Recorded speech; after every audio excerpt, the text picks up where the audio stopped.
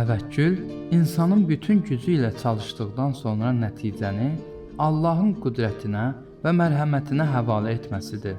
Bu, Allahın sonsuz gücünə, hikmətinə və mərhəmətinə tam bir inamdır. Əgər bir insan təvəkkül etmirsə, bu əslində Rəbbinin sonsuz qüdrətinə qarşı bir növ etimadsızlıq və hörmətsizlikdir.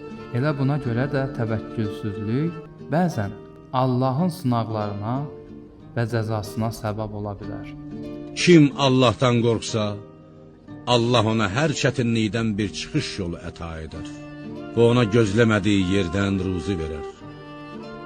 Kim Allaha təvəkkül etsə, Allah ona kifayət edər. Allah öz əmrini yerinə yetirəndir.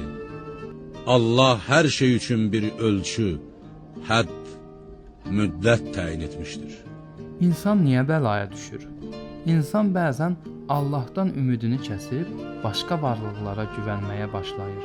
Halbuki Allah bizə xəbərdarlıq edir. Sənin qəlbin niyə məndən deyil, başqasına bağlıdır. Bu səbəbdən insan bəzən sınaqlara çəkilir ki, bu hadisələrdən dərs alsın və yenidən Rəbbinə dönsün.